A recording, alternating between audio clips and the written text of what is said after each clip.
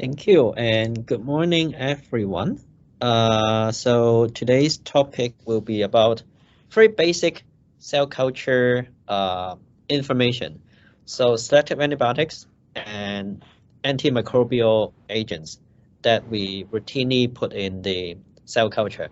So basically, the idea is that sometimes we have precious cell lines, maybe something that we establish a stable cell line overexpressing our gene of interest that may usually take a student 2 months to establish one. So if we have these precious cell lines, we don't want to lose them. Once we lose them, we will have to take another 2 months to get them. And sometimes if it fails, it will even take longer time. So basically, we'll use these reagents to first keep the cell line stable. And then the second thing is to keep them clean so that there's no contamination and we can keep using the cell line forever. So basically today I'm going to give you some information about these basics, and there are also some tricks that you may not aware of. Okay, so to begin with, let you know a bit of Invivogen. So we have since 1977, we were first established in France, Toulouse, and then later we set up a subsidiary in San Diego, the US. And then later again, we set up our Asian headquarters in Hong Kong. So this is how we are today. And for Invivogen, we are doing a lot of stuff, but mainly we are focusing on immunity. So today we're not talking about immunity, but apart from the antibiotics, immunity is one of our main focus. So from immunity, there will be some related topics. For example, the immune checkpoint, the antibody therapy, which also make use of the immune system to fight against cancer. And then, of course, the vaccine adjuvants, how we can modulate the immune system to boost the effect of the vaccine. And of course, SARS-CoV-2, which is directly related to our immune system. So these are some other stuffs that we're also working on.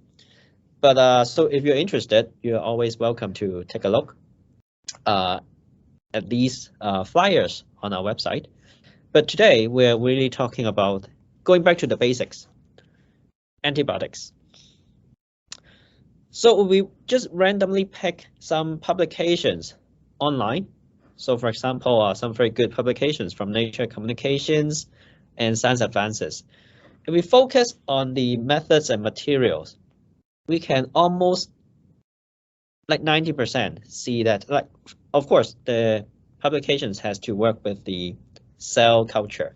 If they work with cell culture, then most of the time we will be able to see that they add something in the cell culture in addition to the medium. So of course you need the medium to do the cell culture, but apart from that, you will need to, for example, in this case, you will need to add the hygromycin B, which helps them to maintain the cell.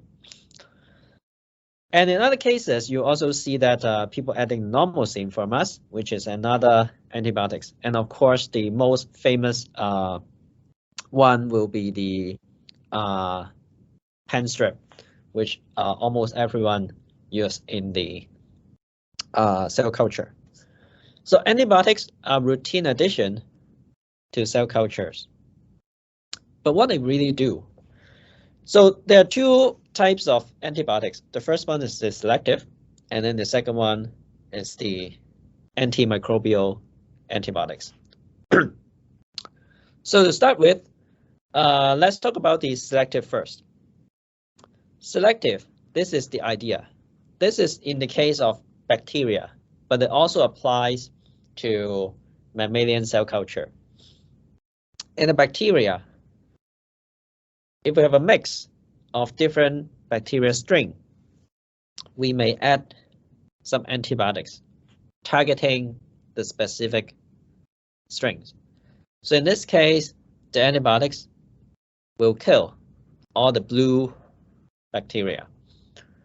But since the red bacteria have the resistant gene, they can secrete or they can manufacture something that help them survive under the antibiotics, something that counter the activity of the antibiotics. So they survive, and all the others are killed. Since they are left behind, they can replicate and take over our culture. So this is the idea of selective antibiotics. Using this idea, we can select what we want. If we want to have the red one, we can use this particular antibiotics, and then we get the pure red bacteria that we want. If we want the blue one, then we can use another antibiotics to do it the other way. We kill all the red ones, and then we maintain all the blue ones. So this is from bacteria, and the same idea is also used in mammalian cell culture. Usually, the mammalian cell culture, they're without the resistant.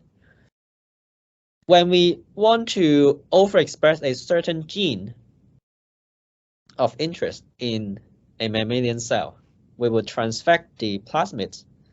The plasmid will contain first the gene that we are interested, and second thing is the resistant gene. So together, the plasmid will bring the resistant gene and the gene of interest inside the cell. And when the cells express the resistant gene, they will express the gene of interest. So in this case, we can pick the mammalian cell that express the gene of interest by adding the specific antibiotics. Same thing happened to mammalian cell as to what is happening here. We add the proper selective antibiotics, kill all the cells that are without, that did not take up our gene of interest. And then everything will be the cells that express the proteins that we want. So we can establish a stable cell line in this case. So this is usually the way that people use to select the string of bacteria or the clone of the mammalian cell of interest. This is the way to use the selective antibiotics. And so what is important about selecting or choosing the best selective antibiotics for your study? So first, we will look at the certificate of analysis. So this is an example provided by us. So usually, when manufacturer like us, when we manufacture antibiotics, there are several things that we pay attention to. The first part is the very generic information, the product description, CAS number, and the physical property, the color, the pH, and probably the solubility. So this is very generic. Sometimes we will also focus on the purity, like 95%, over 99%, over 99.99%. That is important, but not the most important. Why? Because these are really the physical and chemical activities. You may have something that is highly pure, but this doesn't really tell you whether it works in the bacteria or the mammalian cells. So this is why this part come into play. In our QC, in addition to the physical and chemical properties, we also did additional check, especially the biological assay, which we think is the essential part when manufacturing antibiotics. So what we mean by biological assay is that we actually repeat what we mentioned before. We use two setups to verify the antibiotics. First one, we use the sensitive strain, which is the blue bacteria. This is to confirm the activity. We have the bacteria that does not contain the resistant gene. We add in the antibiotics, for example, this case, puromycin, to see whether puromycin can really kill the bacteria. If it does, then okay, it works as expected. So first, we test with a sensitive strain to confirm activity. But this is not the end. We also test with the resistant strain. Why? It shouldn't be dead, right? Right. But we want to confirm they really don't die. The reason is because back to the purity issue. Let's say today we produce something that is of 99.99% purity.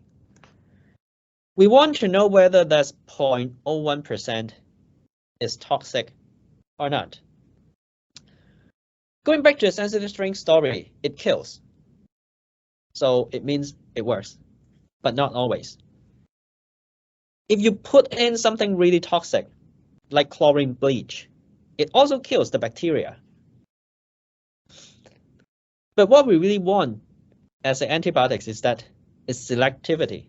It kills something that is sensitive, but at the same time, it has to not kill something that is resistant. So this is the additional test that we did. Again, we use the same antibiotics, and then we test whether there's no harmful effect on the resistant strain. So it's both positive and negative tests to confirm that the thing that we manufacture works well in biological system. So the key feature when choosing the antibiotics is that you have to look at the manufacturer information to see whether they provide the biological assay information, because the bottom line is that purity doesn't really mean activity or cytotoxicity. 99.99% purity is good, but you never know what that 0.1% can do to your cell. So this is something that we may have to pay attention, or if you are having issues doing the selective, when you're selecting the stable clones from the mammalian cells, sometimes you'll see inconsistent results. Sometimes it works, sometimes it doesn't. Why? This may be the issue. That 0.01% may cause you a lot of trouble. All right, so that is the basics. But when we look at the selective antibiotics in our labs, there are a lot that we can use. Blascytidine, G418, hygromycin, puromycin are the common antibiotics that you may also heard of or you have used before. And most of the time, we choose the antibiotics according to the availability in the lab. When it's in the fridge, we use it. Or we choose according to the plasmid that we're using. If we clone it in certain plasmid, then we have to follow the antibiotics marker on the plasmid.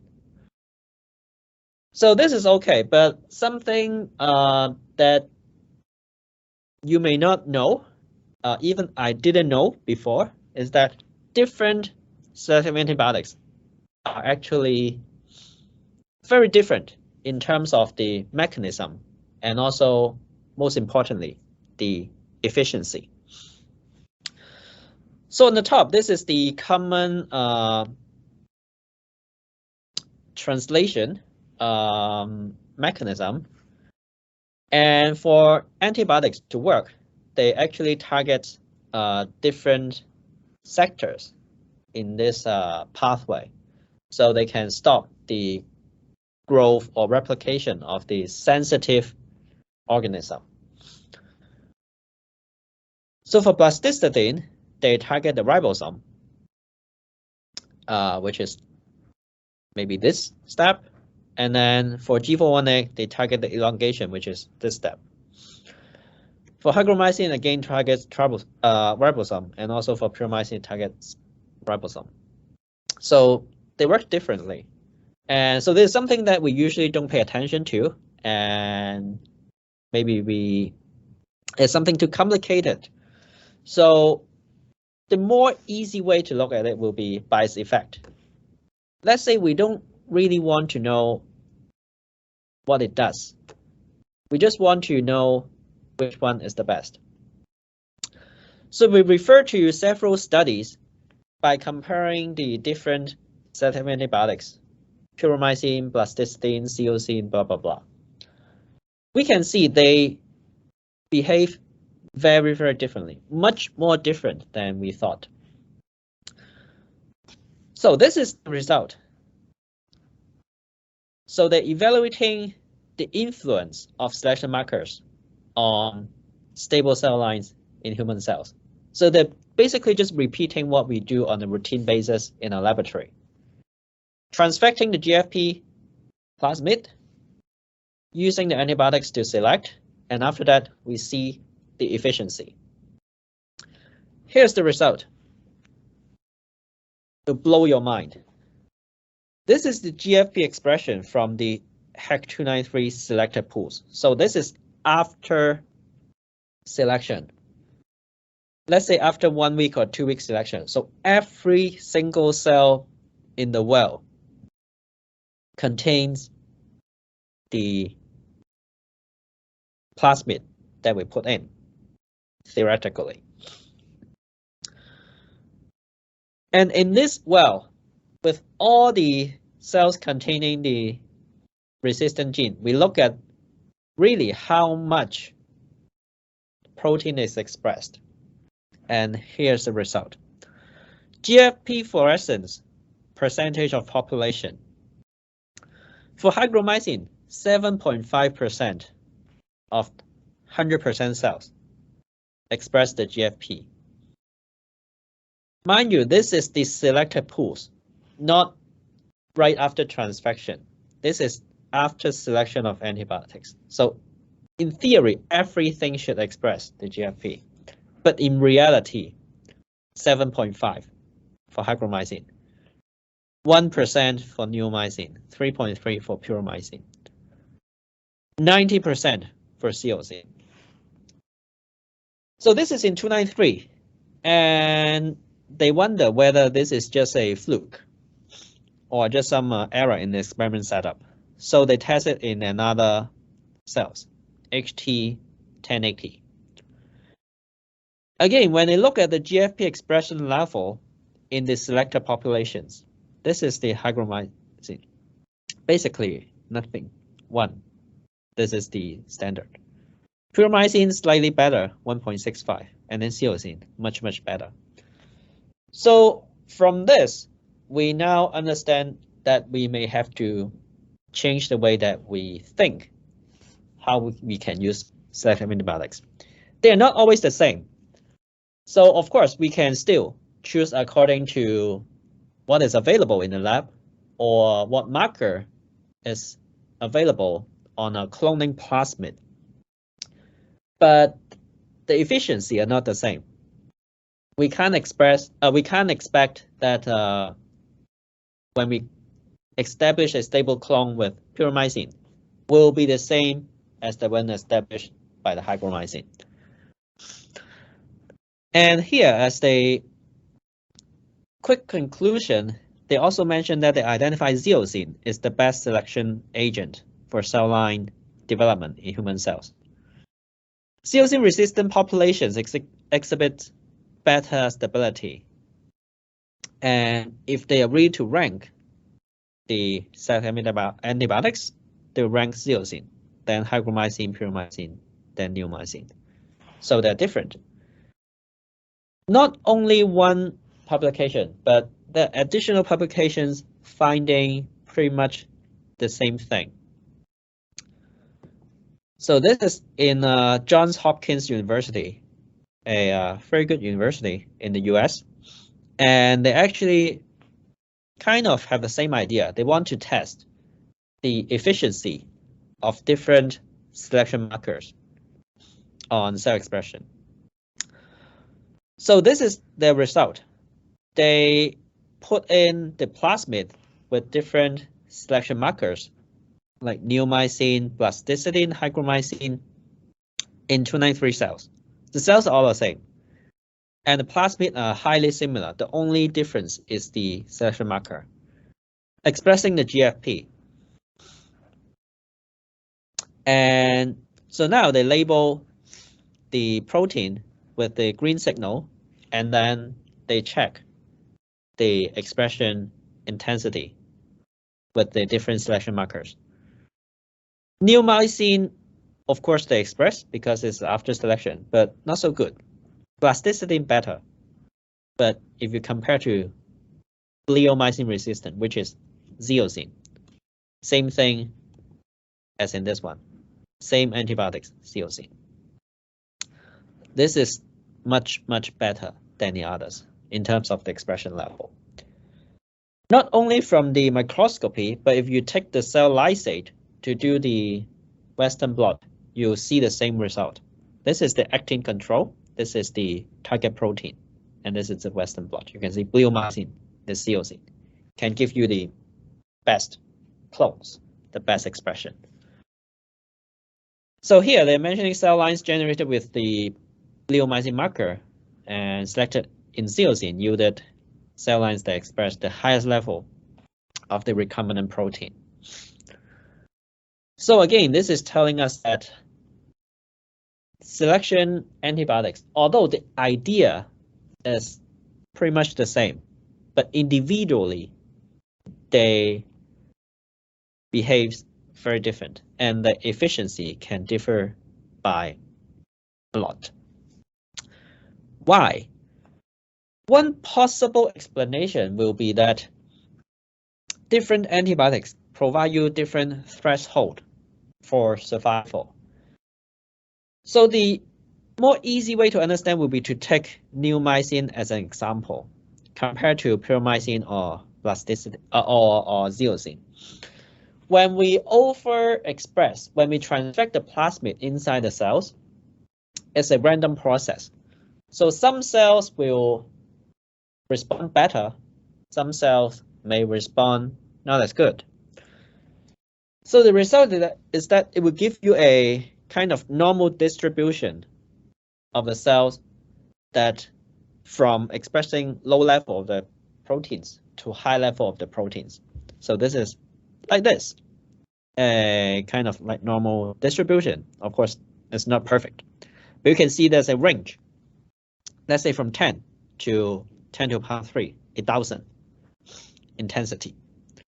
So this is normal. It also observed in hygromycin, puromycin, or even the best zeosine antibiotics. So it's common. But why zeosine can select the best clones is because it sets a high threshold of survival. Remember, when we express these gene of interest or protein of interest, we use a plasmid like this.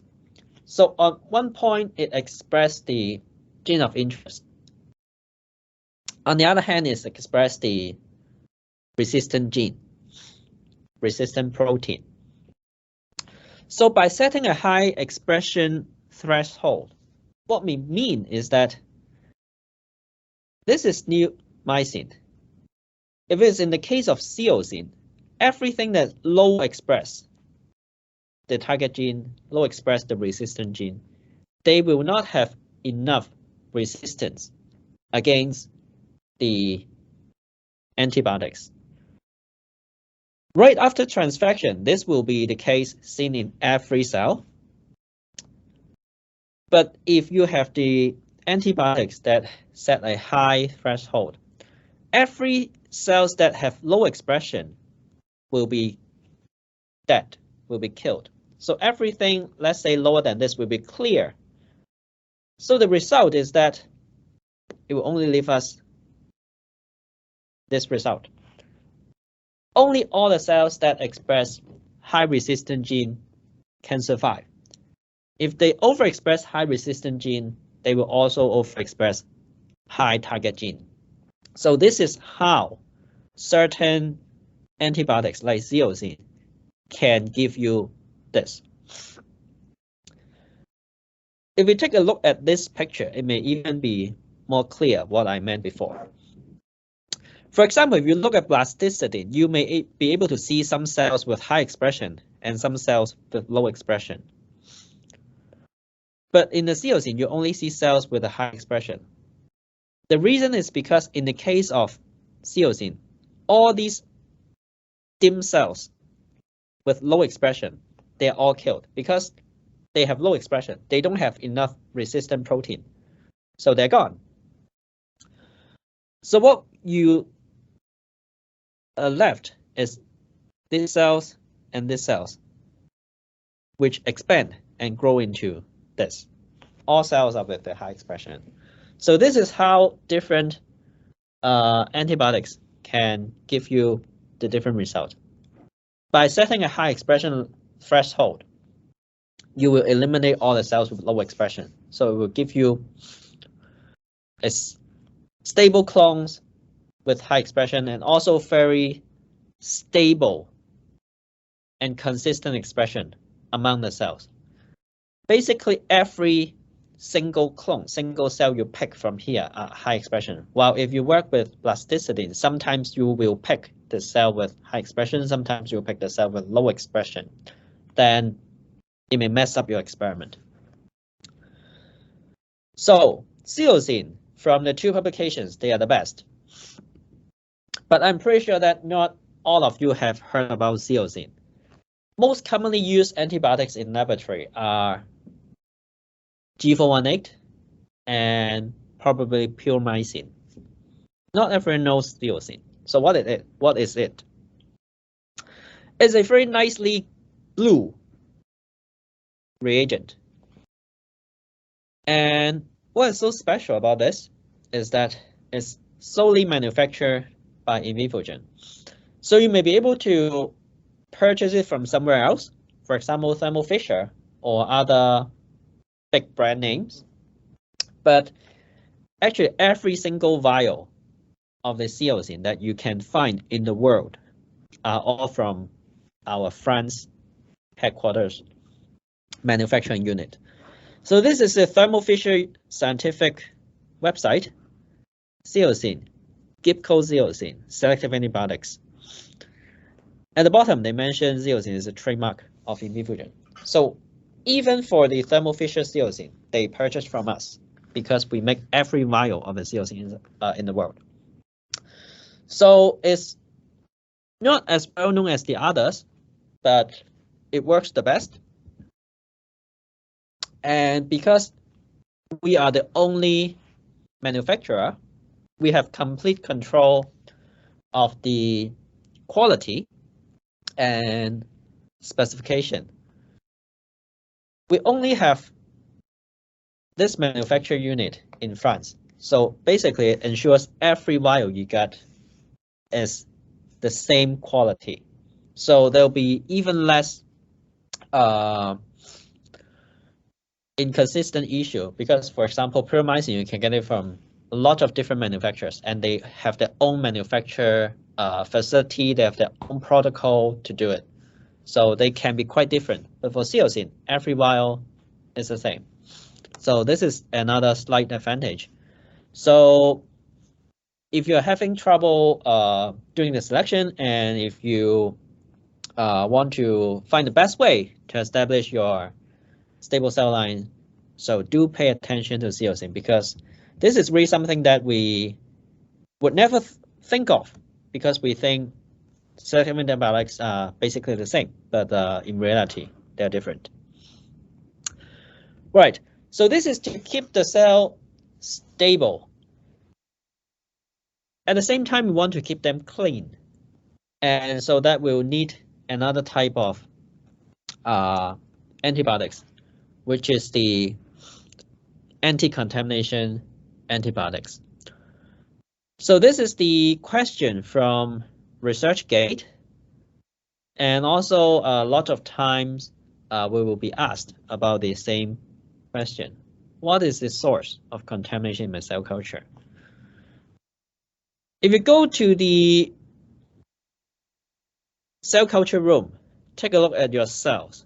If you see something like this, then probably not a very good sign. So at the bottom, these are probably the mammalian cells, and on the top, we see some floating stuff. Not good sign. Maybe bacteria, maybe fungi. Even worst case, we can see it by naked eyes. In a well, we can see the cloudy white stuff. So this can be bacteria and fungi. So this is even worse than the selective issue, because in this case, if we don't do things quickly, the cells may die within 24 hours. Bacteria, they will secrete some toxins, or on their own, they will stimulate the cells' immune pathway, leading them to apoptosis and all sorts of nasty results.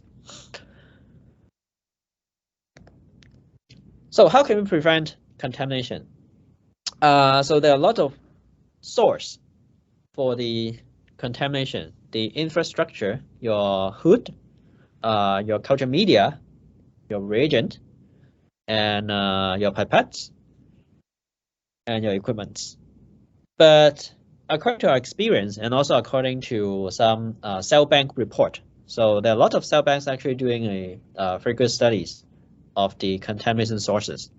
And they found that actually the infrastructure, let's say the hood, if you're doing proper maintenance, it shouldn't be the issue. If you change the filter according to the manufacturer suggestions, we do regular checks, it should be fine. And also for cell culture media, it was a huge issue in the past, but maybe very long time in the past, 20 years ago. Cell culture media, or maybe FBS, there will be issue. But nowadays, for medium, for FBS, or even for other, let's say, selective antibiotics that we mentioned before, you can ask for the COA, you can ask for the certificate of the quality, and they will provide to you very thorough information about the test that they did to confirm that they are safe. So now the standard for the medium and cell culture reagents are much, much higher than before. So it shouldn't be the case either. So according to the experts, Hans Drexler from DSMZ, DSMZ is a facility in Germany, which is basically the ATCC cell bank equivalent in Germany. So he's the head of the DSMZ, and he mentioned about the cell culture contamination, and his comments is that it's the people who are handling the cell cultures. Cell cultures don't spontaneously spread bacterial, fungal, mycoplasma, or other contaminants. It's the people. So a lot of the time is the operator from a improper techniques, or from our mouth. Inside our mouth, there will be bacteria, and there will be mycoplasma. There will be contaminants. If we speak a lot in the lab, especially during our cell culture, in front of the cell culture hood, there will be a high chance for you to spread the contaminants. So it's the people that we have to be careful. Of course, another place that we have to be very, very careful in our cell culture room will be the water bath. In water bath, we usually set it up as 37 degrees to warm everything, the cell culture media or FBS or other stuff, to the physiological temperature, so that when we add to the cell lines, there will not be a hot shock or cold shock to the cells. But 37 degrees is also an optimal growing temperature for a lot of contaminants, for a lot of microbes. So there will be bacteria and fungus growing in the 37-degree water bath. So this is another hotspot that we have to keep in mind. So it's people and the water bath. So, but really what we want to tell you today is, in addition to this kind of physical prevention, there will be other things that we can do to help protect our precious cell lines. So for contamination, there are different types, from eukaryotic cells to very small virus. So for eukaryotic cell, you may ask how you can contaminate eukaryotic cells. It's actually pretty common, much more common than we thought. When you do different cell cultures at the same time, because most likely one student will not handle one cell line only. When they handle different cell lines at the same time, cross-contamination may occur. For example, they do HeLa and 293 cells in the same cell culture hood at the same time. There may be aerosol, there may be a spill. Then, or if the technique is not very good, then there will be a risk of contamination. This is actually something that we usually don't pay attention to because it doesn't give us the very alarming signal, not like bacteria and yeast. For bacteria and yeast, this is something we can see. When we have contamination, we will see the cloudy white stuff in the cell culture media, or we will see the medium turning orange and even yellow. So this is the sign for contamination. But for eukaryotic cell, you will not see anything. For mycoplasma, you won't see anything either. And also for virus, you won't see anything.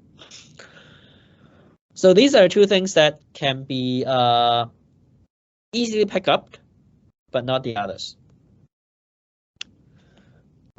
And to help you protect your cells, we also offer a lot of different reagents, both for prevention and for elimination.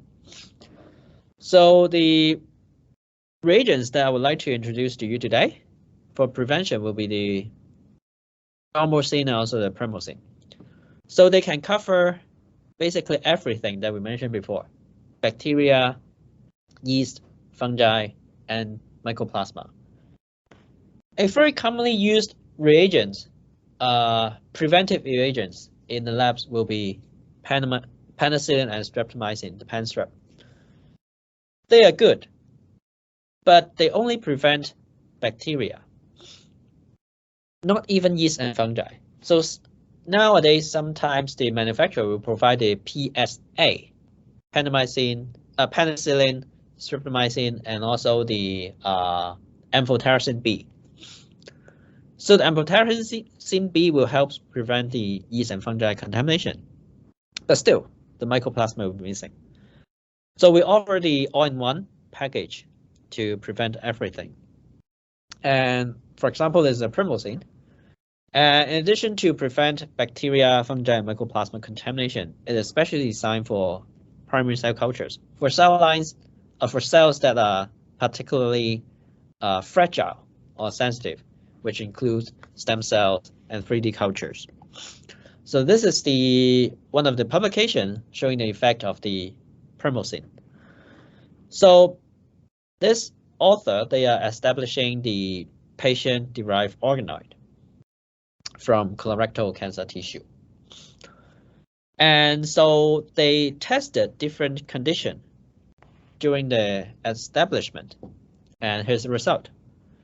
If you do no wash right after the cancer tissue isolation, you go right away to the organoid development. You will see a lot of cloudy white stuff. Under microscope, they can tell that it's fungi or other microbial contamination. If you use PBS to wash, it does nothing. Basically the same. If you use PBS and pen-strep, still you can see the contamination. So most likely there's not only bacteria, but maybe even fungi in the sample. So that's why PS has limited efficiency. If you use promosine, it's very clean. If you use PBS promosine in addition to PS, of course, it's also okay. But from this, we can tell that basically promosine is enough. It's sufficient to prevent the contamination when you do something like this. So this is a very good demonstration to show that sometimes you need this thorough prevention to help you establish some cells, because they are so heavily contaminated that only PS will not do the job.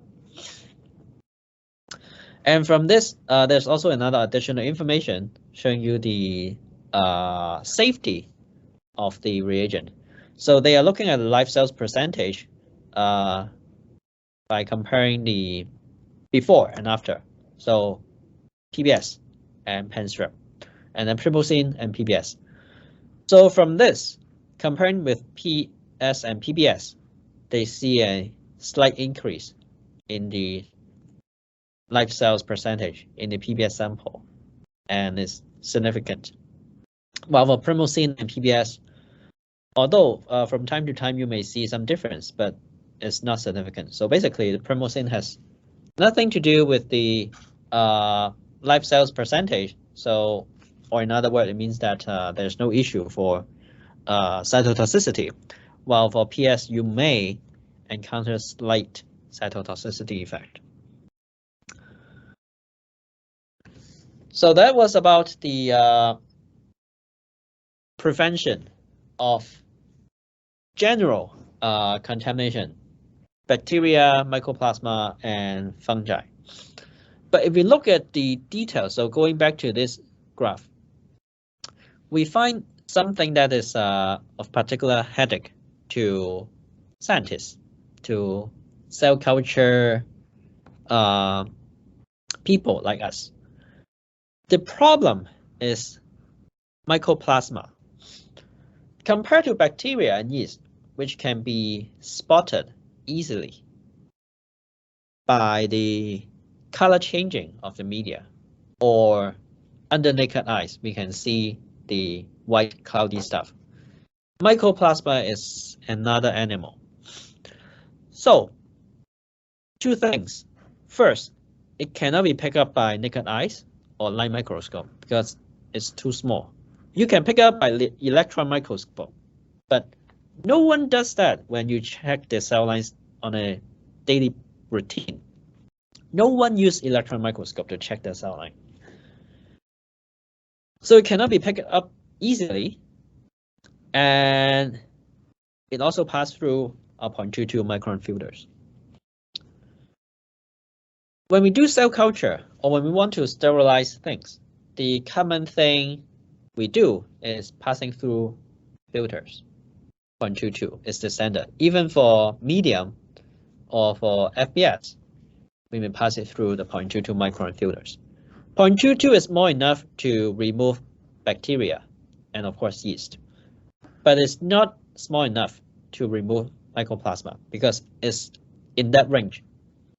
So of course there are smaller mycoplasma that can pass right through. And even if the size is like 0.2 or 0.2 something, around the same size of the pores, they can squeeze themselves through the filters. So 0.22 micron filters does nothing to the mycoplasma. So this is another story. Even we mentioned that bacteria, yeast, and mycoplasma, they are common contaminants in cell culture, but mycoplasma is really a different and much more serious issue to us compared to bacteria and yeast. So when we have mycoplasma contamination, what it does to the cell is that it may grow slower because it competes for nutrients, and it may change the morphology. But most importantly, is something very subtle that we may not notice. It will not cause cell death, maybe some extent, but not as drastic as bacteria and yeast. You can keep culturing the cells for months with mycoplasma contamination without knowing that. But since mycoplasma itself is a microbes, it triggers signaling pathway, especially immune signaling pathway in your cells.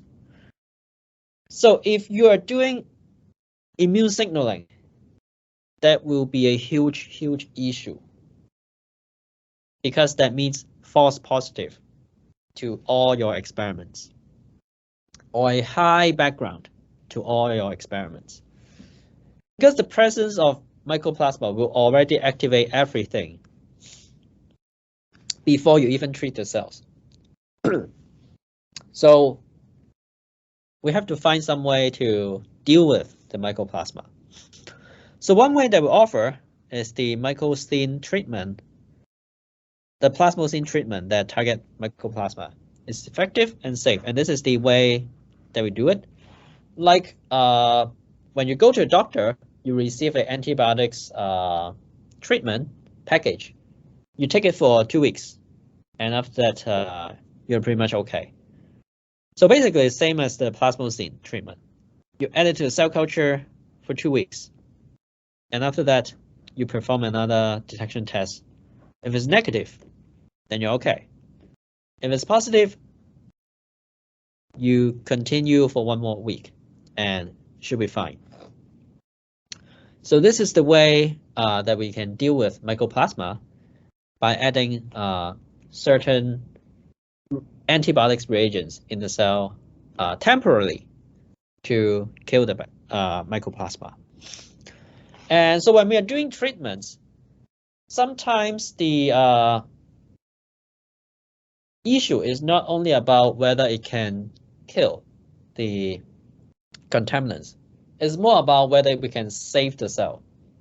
Killing the contaminants is one thing, but if the treatment also kill the cells or change the cell properties, then we can't consider it as a success.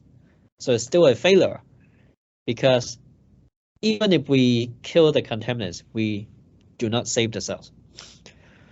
So in view of this, there was a group published in PLOS ONE testing this mycoplasma elimination reagent, both on the efficiency and the safety. So the system they use is a human embryonic stem cells. The H5 is the control, which is absolutely clean. Well, for the H5, H84 is the same cell, but it's contaminated and treated. So first part, they first take a look at the efficiency of the treatment plan. This is the PCR test. This is the positive control showing the contamination. This is the infected cell. And this is the H5 clean control, so you cannot see any band at that area. And this is the first contaminated, and then they do the treatment plan.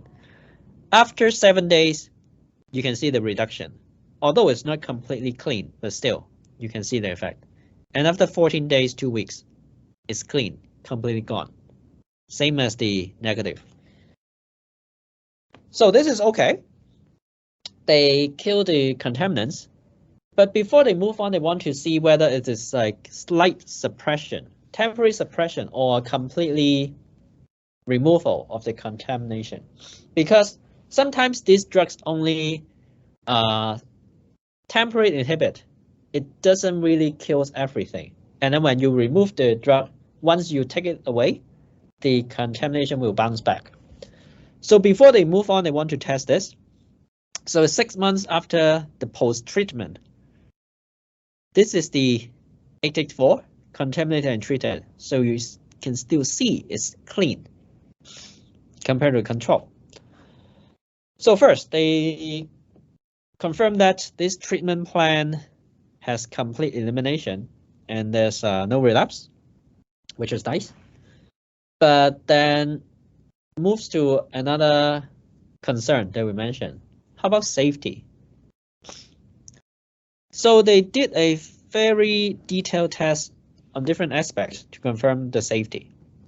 First is the morphologic change under microscope. They see is the same. And more importantly, because the platform they're using is stem cells, they take a look at the stem cell markers, both in the protein and the mRNA. So on the top is the H5.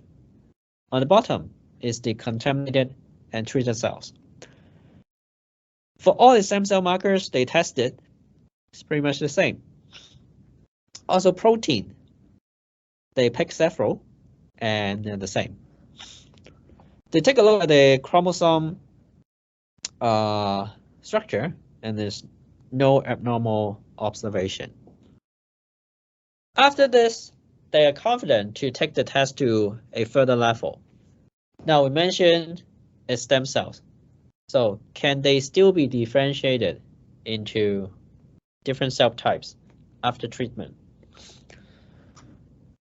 So in the course of 14 days of differentiation, there's no adverse effect on the stem cell. So there's H5 and there's H5, HX4. It's pretty much the same. After seeing the marker, they really look at the pluripotency after differentiation, how they behave. And H5, HX4, they behave the same.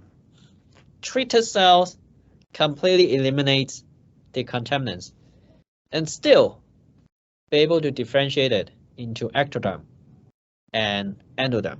So there's no affecting on the pluripotency. So this shows you that the treatment plan is both safe and effective. If it is safe on stem cells, in theory, that is also be very safe on other commonly used cell lines. HEC 293 and HeLa, there will be no problem because stem cells are supposed to be more fragile, more sensitive. So this is elimination of mycoplasma, and this is probably the last one. I'm going to show you a way to eliminate bacteria, which is a also very interesting story. But long story short, this scientific report groups, they are planning to do some very interesting approach. They want to collect urinary cells from chimpanzee or monkeys to make iPSC. It's hard to get the urine samples from chimpanzee and monkeys, so they had to settle with a way that they collect the samples by zookeepers from the zoo floor. So you can imagine zoo floor, they are super dirty, even if you clean it every day, because like there's the monkeys, chimpanzees going everywhere, and other animals, other stuff.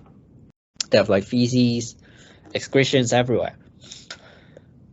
So they collect the samples, but then the huge issue that they are facing was the contamination. So this is the conclusion that they make.